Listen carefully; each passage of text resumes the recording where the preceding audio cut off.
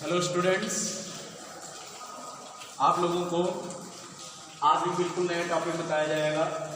Metre bridge, metre सेतु। आपने Wheatstone bridge पढ़ा था। व्हीटस्टोन ब्रिज में हम लोग क्या करते थे, चार प्रतिरोधों को एक समांतर चतुर्भुज की भुजाओं के अंदर जोड़ते थे, ठीक। और फिर उसके विकर्ण बीडी में क्या करते थे, धारामापी और कुंजी जोड़ देते थे। और धारामापी में कोई विक्षेप ना हो उस कंडीशन में जो अनुपाती भुजाओं के प्रतिरोध थे शेष दो संलग्न भुजाओं के प्रतिरोधों के अनुपात के बराबर था। P/Q बराबर R/S। अगर वो आपको शर्त याद है तो आज आपको मीटर ब्रिज समझना बहुत ही आसान होगा। देखिए मीटर सेतु है क्या, सबसे पहले जानेंगे कि ये करता क्या है। दूसरी बात ये है कि ये किस सिद्धांत पर कार्य करता है, ठीक। तो देखो, ये एक ऐसी इलेक्ट्रॉनिक युक्ति है, ऐसा उपकरण है जिसकी सहायता से हम किसी तार का प्रतिरोध ज्ञात कर सकते हैं, ठीक। अगर हमें कोई भी वायर दिया जाए तो उस वायर का रेजिस्टेंस जो है हम मीटर ब्रिज की सहायता से कैलकुलेट कर सकते हैं, ठीक। मतलब कोई अज्ञात प्रतिरोध हो हमारे पास, ज्ञात कर सकते हैं इसका प्रतिरोध। तो यहाँ पर हम लिख भी दे रहे हैं कि इसकी सहायता से किसी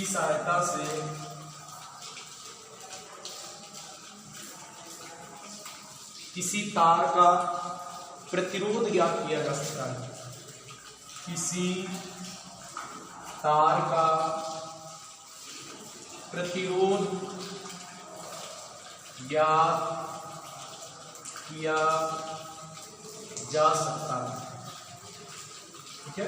इसकी सहायता से किसी तार का प्रतिरोध ज्ञात कर सकते हैं। कोई हमारे पास अज्ञात प्रतिरोध हो, कोई वायर दिया जाए तो हम मीटर ब्रिज की सहायता से उसका रेजिस्टेंस कैलकुलेट कर सकते हैं। और यह व्हीटस्टोन सेतु के सिद्धांत पर कार्य करता है। व्हीटस्टोन सेतु के सिद्धांत पर कार्य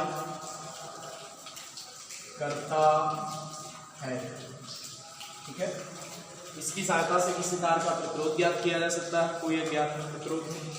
और ये व्हीटस्टोन सेतु के सिद्धांत पर कार्य करता है, ठीक।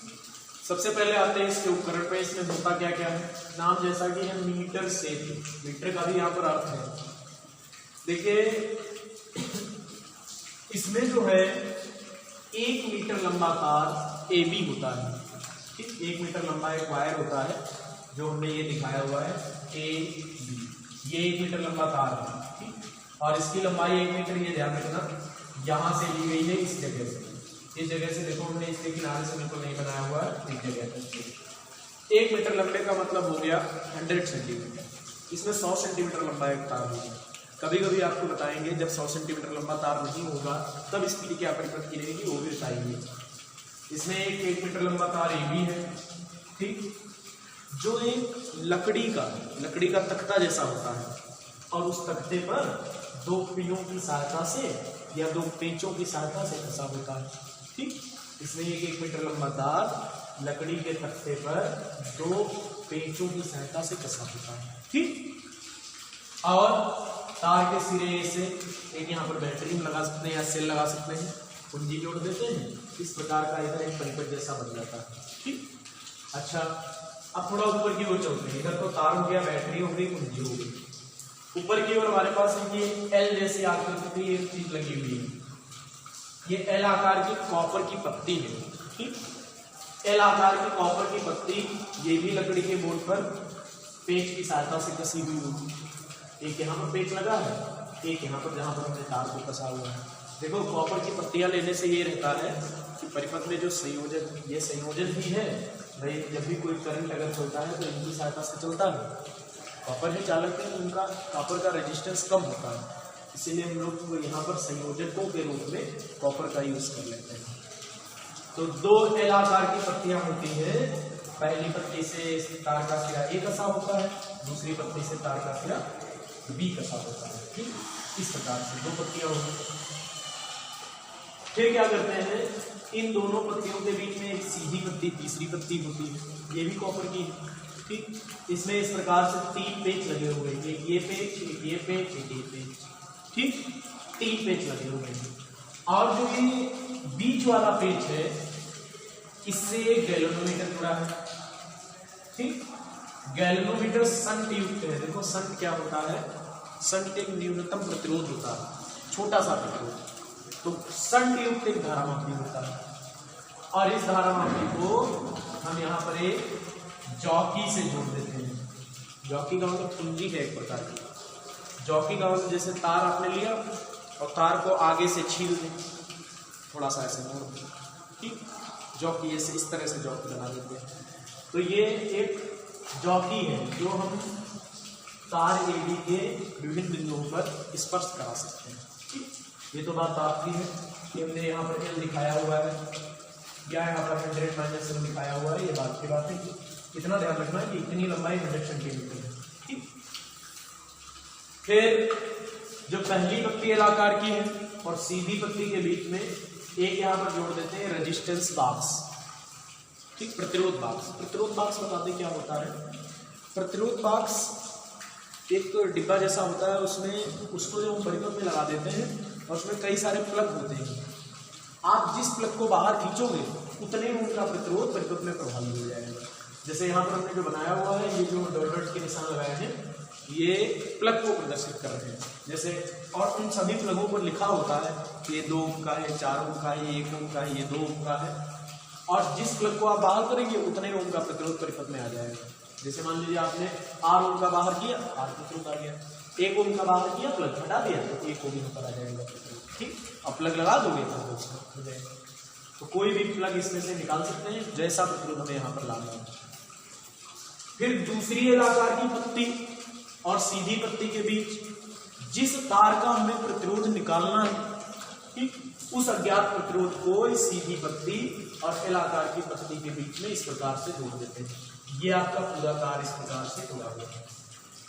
और देखो प्रतिरोध तो पूरे तार में होता है, लेकिन प्रदर्शित करने के लिए एक जगह दिखा रहे हैं। यहाँ पर कोई अज्ञात प्रतिरोध होता है, अज्ञात प्रतिरोध को हमने यहाँ पर S लिख लिया और ये ज्ञात प्रतिरोध को प्रतिरोध बॉक्स के लिए क्या लिख लिया, यही तो ज्ञात है।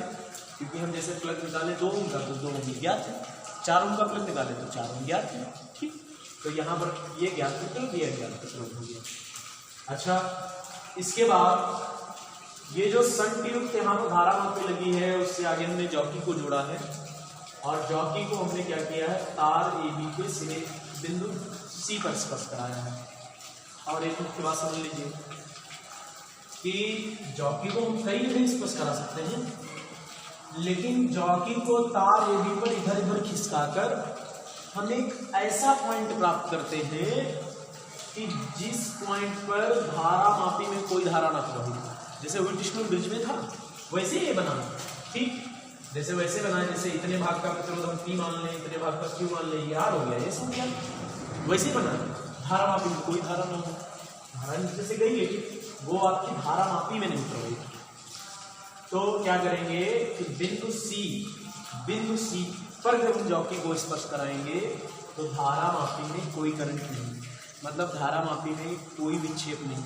इसे कहते हैं अविक्षेप स्थिति, शून्य विक्षेप की स्थिति। ये बिंदु अविक्षेप बिंदु या नल पॉइंट इसको कह सकते हैं। मतलब बिंदु C पर हम जब इसको स्पर्श कराएंगे तो धारामापी में कोई विक्षेप नहीं। और मान लीजिए जब हमने इसको बिंदु C पर स्पर्श कराया तो तार हमारा 2 भागों में बट गया। एक भाग इसका AC हो गया और एक भाग क्या हो गया, BC हो गया, ठीक। और AC भाग की लंबाई हमने मान ली कितनी, L, नल पॉइंट की स्थिति है। AC भाग की लंबाई हमने मान ली L, ये वाली, ठीक, बिल्कुल किनारे से नहीं है। और ये जो भाग बचा तार आपका 100 सेंटीमीटर था तो 100 - L सेंटीमीटर बच जाएगा, ठीक। तार के 2 भाग हो गए। अब आप सोचो जरा, जैसे ये तार है, ठीक, इस तार की लंबाई कुछ नहीं जाएगी, इसके 2 भाग कर दो इस प्रकार से, तो इतने भाग का रेजिस्टेंस कुछ अलग होगा और इतने भाग का अलग होगा, ठीक। मतलब इतनी लंबाई का अलग प्रतिरोध होगा, इतनी लंबाई का अलग होगा। प्रतिरोध जो तार का प्रतिरोध होता है लंबाई पर निर्भर करता है। और जो हमने तार AB लिया है बिल्कुल एक समान है, मतलब सर्वत्र समान, सब जगह इसका व्यास जो है सेम है। ये नहीं कहीं पर मोटा कहीं पर पतला, ऐसा कुछ भी नहीं है। तो चलिए फिर से स्टार्ट करते हैं, यहीं पे आ जाते हैं कि यह व्हीटस्टोन सिद्धांत पर कार्य करता है। आप बताओ जरा व्हीटस्टोन सिद्धांत का सिद्धांत क्या है? P/Q बराबर R/S। R क्या है? ज्ञात प्रतिरोध, S अज्ञात है, और PQ दो अनुपाती भुजाओं के प्रतिरोध। अब यहां पर RS तो है हमारे पास, लेकिन PQ कहां से लाए? तो देखो PQ जो P प्रतिरोध होगा वो AC लंबाई का होगा, AC लंबाई का प्रतिरोध P, और BC लंबाई का प्रतिरोध क्या मान लें? Q। तो P/Q बराबर R/S। ठीक, ऐसा आ सकता है। फिर हम P और Q के मान L के पदों में निकालेंगे और रख देंगे, ठीक। तो देखो ध्यान दीजिएगा, यह व्हीटस्टोन सिद्धांत के सिद्धांत पर कार्य करता है। उपकरण मुझे लगता है आपको समझ में आ गया होगा। 1 मीटर लंबा तार था AB, जिसके सिरे A को हमने बैटरी, सिरे B को बैटरी के टर्मिनल कुंजी से जोड़ दिया था। फिर एक 2 एलाकार की पट्टियां थी, वो तार के सिरे A और B से जुड़ी थी। एलाकार की पत्ती और ये जो बीच में सीधी पत्ती थी, इनके बीच में एक प्रतिरोध बाक्स जोड़ा था। प्रतिरोध बाक्स की सहायता से हम परिपथ में कोई भी प्रतिरोध डाल सकते हैं, और जो हमें प्रतिरोध ज्ञात कर रहा होता है, अज्ञात प्रतिरोध, उसको हम क्या करते हैं, सीधी पत्ती और दूसरी एलाकार की पत्ती के बीच में जोड़ देते हैं। ठीक, और जो हमारी ये सीधी पत्ती है, इसको एक संयुक्त धारामापी से जोड़कर एक जॉकी से जोड़ देते हैं।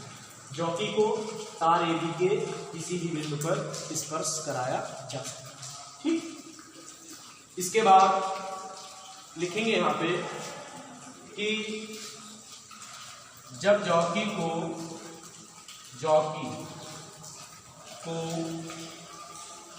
यहाँ पे और लिख ले रहे हैं, जॉकी के लिए हमने J लगा दिया। ठीक, जब जॉकी को तार AB के बिंदु C पर स्पर्श कराते हैं, तो धारामापी में या बिंदु C पर स्पर्श कराते हैं। ठीक, या जब जॉकी को तार AB के बिंदु C पर स्पर्श कराने पर धारामापी में कोई विक्षेप ना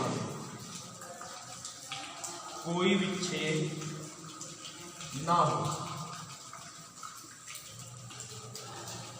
तो यह शून्य विक्षेप की स्थिति होती है।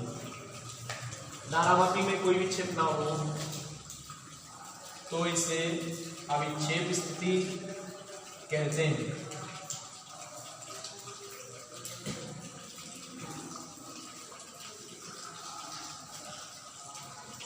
अविक्षेप स्थिति कहते हैं। देखो, ये बात नहीं कि हमने एक ही बार स्पर्श कराया और तुरंत ऐसा हो गया कि उसमें विक्षेप नहीं हुआ। हो सकता है इधर स्पर्श कराएं तो इधर कहीं ना विक्षेप इधर हो जाए, फिर उधर स्पर्श कराएं तो उधर विक्षेप हो जाए। देखो, जैसे हमने एक बार इधर स्पर्श कराया, एक बार इधर स्पर्श कराया। जब इधर स्पर्श कराया तो धारामापी की सुई इधर विक्षेपित हो गई, और जब इधर स्पर्श कराया जॉकी को तो धारामापी की सुई उधर विक्षेपित हो गई। एक बार सुई का विक्षेप इधर है, एक बार सुई का विक्षेप इधर है। इसका मतलब कि इनके बीच में एक ऐसा पॉइंट जरूर होगा जहां पर धारामापी की सुई में कोई विक्षेप नहीं होगा। भाई जैसे एक बार सुई इधर जा रहे हैं, फिर उधर स्पर्श कराते हैं तो उधर जा रही है, तो बीच में कोई ऐसा पॉइंट जरूर होगा जहां पर हम जॉकी को तार पर स्पर्श कराने पर धारामापी में कोई विक्षेप ना हो। जिस बिंदु पर, जैसे मान लीजिए ये तार थी, पहले हमने यहाँ पे स्पर्श कराया, बाद में हमने यहाँ पर स्पर्श कराया। जब पहली बार में स्पर्श कराया तो धारामापी की सुई ऐसे हो गई, जब इधर स्पर्श कराया तो धारामापी की सुई ऐसे हो गई। अब आपको सोचो, यहाँ पर सुई ऐसे थी, यहाँ पर ऐसे चलेगी, तो बीच में एक पॉइंट जरूर होगा कहीं ना कहीं, यहाँ पर सुई बिल्कुल आपकी क्या रहनी चाहिए, सीधी रहनी चाहिए। बस यही अविक्षेप स्थिति होती है। जब जॉकी को तार AB के बिंदु C पर स्पर्श कराने पर धारामापी में कोई विक्षेप ना हो तो इसे अविक्षेप स्थिति कहते हैं। हमने पॉइंट C मान लिया है, ठीक, लेकिन प्रयोग में हम ये 10 बार करते हैं तब कहीं ये बिंदु मिलता है। इस स्थिति में तार AB दो भागों में बट जाता है। ठीक, पहला भाग AC दूसरा भाग BC। इस स्थिति में तार AB दो भागों AC व BC में बढ़ जाता है।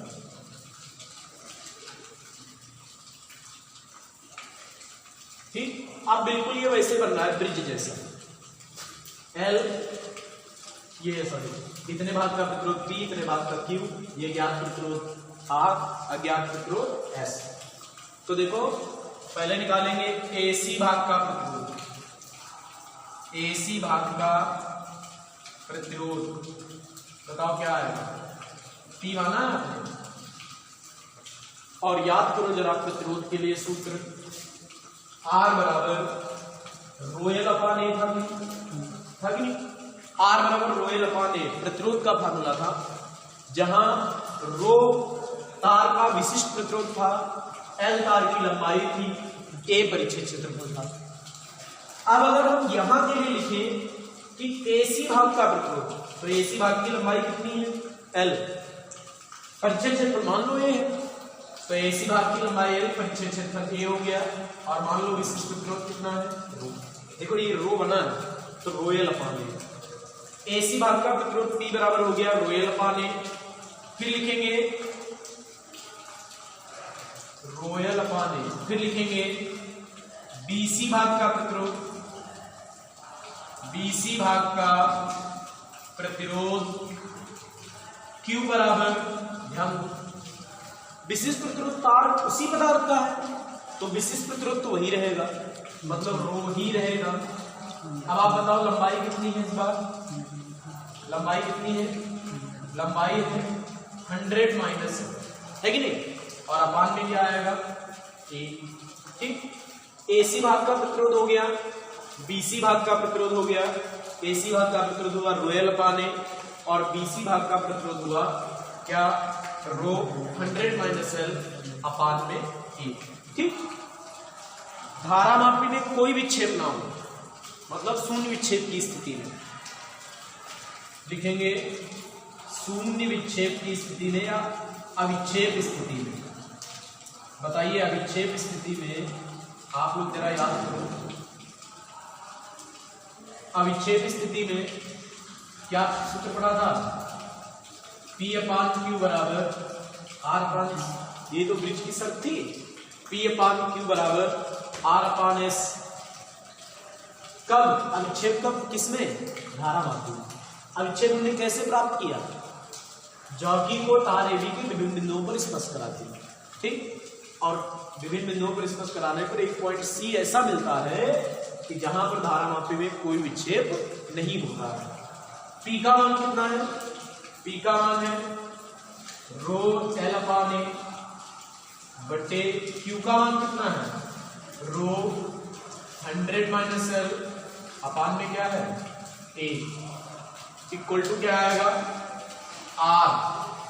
R में ज्ञात होता है, अपान में क्या? S। सुनाया? फिर से ध्यान दीजिए, रो L अपान ए, नीचे rho 100 minus L upon A equal to में आएगा R अपान S। देखो रो कट जाएगा, A कट जाएगा, रो अपान ए कट जाएगा, क्या बचा इधर? इधर बचा आपका, देखिए इधर वाला आप नोट कर चुके हो तो बता रहे हैं।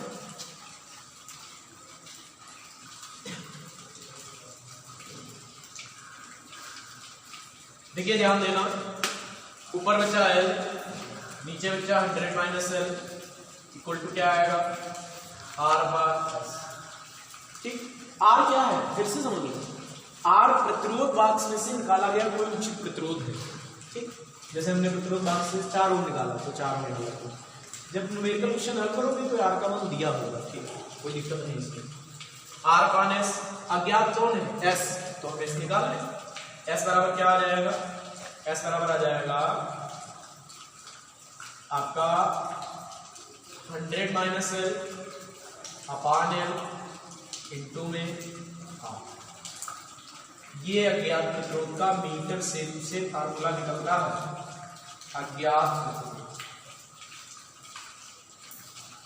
ठीक, अच्छा अज्ञात प्रतिरोध आपने निकाल लिया, S बराबर 100 minus L upon L into में R। इसमें L क्या है? L वो दूरी है जहां पर हमें तार पर अविच्छेद प्राप्त होता है। भाई L वो दूरी है जहां पर हम अविच्छेद स्थिति प्राप्त करते हैं, वो L दूरी है। तो ये आपकी L दूरी होगी, ठीक, ये L दूरी जहां पर हमें अविच्छेद प्राप्त होगा। अब जैसे आपसे क्वेश्चन में कहे बिल्कुल ऐसे बना हो परिपथ, यहाँ पर कह दे कि यहाँ पर 10 ओम, ठीक, और L बराबर कह दे कि 20 सेंटीमीटर, तो आप सवाल निकाल सकते हैं, इसका मान निकाल सकते हैं। कैसे? L की जगह 20 रख देंगे तो 100 माइनस 20 80 बचेगा, बटे L का मान 20 और R का मान जो भी 10 20 जो भी दिया जाए यहाँ पर रख सकते हैं। तो बहुत आसानी से हमें ज्ञात प्रतिरोध ज्ञात कर सकता है, ठीक। अच्छा, कभी कभी ऐसा होता है कि प्रतिरोध वाक्स यहाँ लगाते हैं और अज्ञात प्रतिरोध यहाँ रखते हैं, तब आप क्वेश्चन कैसे हल करेंगे? ठीक, देखो, यदि अज्ञात प्रतिरोध किधर हो, यदि अज्ञात प्रतिरोध आपको दिया जाए कि वो बाईं ओर हो और यदि अज्ञात प्रतिरोध बाईं ओर हो तथा प्रतिरोध बाक्स दाईं ओर हो, ठीक है। यदि अज्ञात प्रतिरोध किधर हो, यदि अज्ञात प्रतिरोध बाईं ओर तथा ज्ञात प्रतिरोध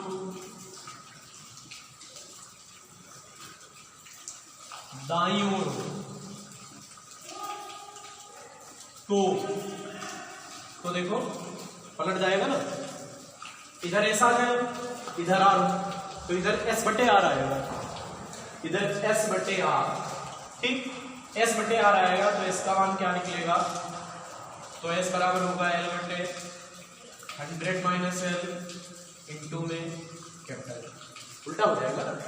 SR की स्थिति अगर अलग अलग हो तो S बराबर सूत्र आएगा L बटे 100 माइनस L इंटू R। देखो हमारे हिसाब से मुझे लगता है आप ऐसे याद रखना, R बटे S इक्वल टू L बटे 100 माइनस L। ये आसान भी है, अज्ञात में S मालूम ही है निकालना, या फार्मूला याद कर सकते हैं तो याद रख सकते हैं। अच्छा, थोड़ा सा और बढ़े आगे, यदि अज्ञात प्रतिरोध S वाले तार की लंबाई L हो, मतलब ये जो तार है ये वाला, इसकी लंबाई हमें दी जाए, कहा जाए इसका विशिष्ट प्रतिरोध बताओ, ठीक। यदि अज्ञात प्रतिरोध वाले तार की लंबाई कैपिटल L है, ये स्मॉल L नहीं, स्मॉल L तो अविच्छेद बिंदु की दूरी है, कैपिटल L हो तो अज्ञात तार का विशिष्ट प्रतिरोध क्या होगा? तो देखो बहुत आसान है, सबसे पहले क्या करेंगे, इस तार को ऐसे कर देंगे, लंबाई नाप लेंगे, लंबाई मान लो L, ठीक, L लंबाई, इसका परिच्छेद क्षेत्रफल या त्रिज्या नाप लेंगे, व्यास या त्रिज्या नाप लेंगे, तो क्षेत्रफल निकल आएगा पाई R स्क्वायर, इसका विशिष्ट प्रतिरोध ज्ञात कर लेंगे, ठीक। यहाँ पर लिख देंगे अज्ञात प्रतिरोध वाले तार का विशिष्ट प्रतिरोध, अज्ञात प्रतिरोध तार, देखो ये विशिष्ट प्रतिरोध इस वाले तार का था और ये विशिष्ट प्रतिरोध वो जो लगा है अज्ञात वाला विशिष्ट प्रतिरोध रो बराबर, तो रो बराबर क्या आएगा, रो बराबर S into pi R square बटे कैपिटल। देखो S क्या है, सूत्र होता है हमारे पास रो बराबर R अपान L, रो बराबर R अपान L, लेकिन इस प्रतिरोध के लिए जब रो लिखेंगे तो रो बराबर R इसके लिए S है, तो S A अपान L उसकी लंबाई है, तो यहाँ R क्या है, R है तार की त्रिज्या और कैपिटल L क्या है, लंबाई, ठीक। अच्छा, ये तो आपका हो गया जब तार की लंबाई 100 सेंटीमीटर, ठीक, समझ लेना, इतने भाग का प्रतिरोध P हो गया था, इतने भाग का प्रतिरोध Q हो गया था, ये प्रतिरोध बाक्स में से कोई उचित प्रतिरोध निकाला था, ये अज्ञात प्रतिरोध है, ठीक। मिटाते हैं इसको, देखिए यदि तार की लंबाई, तार AB की लंबाई 100 सेंटीमीटर ना होकर 80 सेंटीमीटर हो, ठीक, जरूर पड़ोगा 100 सेंटीमीटर हर कंडीशन में हो। वैसे मीटर ब्रिज है नाम से तो ऐसे ही कि 1 मीटर होनी चाहिए या 100 सेंटीमीटर होनी चाहिए, लेकिन कभी ऐसा हो जाए कि लंबाई 100 सेंटीमीटर ना हो। यदि लंबाई 100 सेंटीमीटर नहीं है तो फिर हम इसी फार्मूले को कैसे अप्लाई करेंगे? जैसे हमने लिख दिया, यदि तार AB की लंबाई भाई 80 सेंटीमीटर हो तथा अविच्छेद बिंदु की दूरी L, मतलब ये लंबाई 80 हो, अविच्छेद की दूरी L हो, तो ये कितना बचेगा? 80 माइनस L। वेरी सिंपल भाई, अगर 100 की बजाय लंबाई 80 हो तो S बराबर क्या आएगा? तो S बराबर आएगा 100 माइनस L की जगह होगा 80 माइनस L अपान L इंटू में क्या? इंटू में अरे भाई लंबाई सीधा सीधा इस लंबाई को देख लेना, और ये तो आपको वैसे भी दी जाएगी, ये आपको दी जाएगी, ये उत्तर से घटा के लिख देना, ये बहुत आसानी से हम सवालों को हल कर सकते हैं। एक बार ऐसे क्वेश्चन आया, उसमें उन्होंने 80 सेंटीमीटर लंबाई लिखी और अविच्छेद बिंदु की स्थिति 40 पे बताई, ठीक, 80 माइनस 40 बटे 40 गुणे 8 का मान दिया, अब जैसे मान लीजिए हमारे पास कोई न्यूमेरिकल आ जाता है हल करने के लिए, ये सब मिटा रहे हैं, न्यूमेरिकल आ गया मीटर ब्रिज वाला, ठीक, मीटर ब्रिज वाला न्यूमेरिकल जब आएगा तो उसमें फिगर वगैरह बना होगा, पहले समझ लीजिए।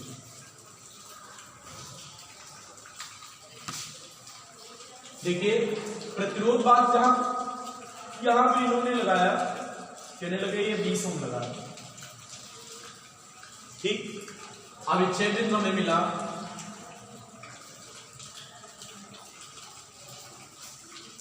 आपको, ये मिला 25 सेंटीमीटर, ठीक, ये दूरी क्वेश्चन में लिखी होगी, ये कुछ नहीं होगी, और इस तार की पूरी लंबाई 100 लिखी होगी, कंफ्यूजन तो हो ही नहीं सकता।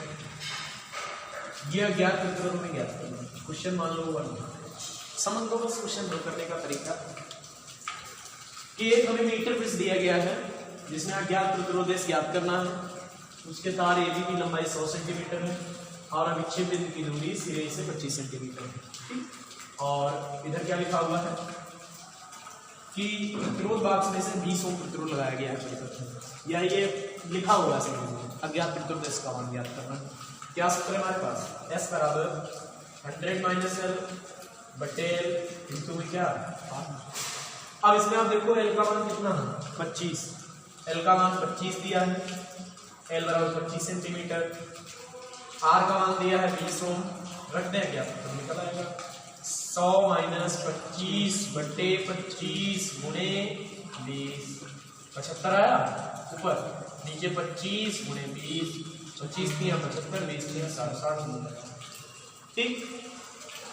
अच्छा थोड़ा और अलग से अगर देखें, कभी न्यूमेरिकल क्वेश्चन में ये कह दे कि अविच्छेद बिंदु की दूरी बिंदु B से दी हुई है, जैसे आपके पास अज्ञात प्रतिरोध का ये ऐसे ठीक, ये L था, ये 100 माइनस L। अब इसी में आपसे कह दे यदि अविच्छेद बिंदु की दूरी सिरे B से L दी है, अगर ये L हो तो फिर ये 100 माइनस L होगा, ये L हो तो ये 100 माइनस L होगा। तो आप याद करो जरा कि R अपान S बराबर अभी निकाला था L बटे 100 माइनस L, लेकिन अब उल्टा हो गया, जो L था वो कितना हो गया 100 माइनस L, और जो 100 माइनस L था वो कितना हो गया L, बदल गया सब कुछ। S बराबर L बटे 100 माइनस L इंटू R, ये भी हो सकता है, जैसे न्यूमेरिकल दे आपको कि ये कंडीशन ये इधर से दूरी अविच्छेद की दी हुई, जैसे लिखा नहीं होगा तो फिगर बना होगा और उसमें यहाँ पर लिखा होगा अविच्छेद की दूरी, तो कोई कंफ्यूजन नहीं लाने का, बहुत आसानी से आएगा। तो आज के वीडियो में आपने जो इंटरप्रेट पढ़ा है, इस पर अगर आपको न्यूमेरिकल मिलते हैं सॉल्व कीजिए, ठीक है। और नेक्स्ट वीडियो में आपको हम एक बहुत अच्छा सा टॉपिक बताएंगे, डी फॉर्म ऑफ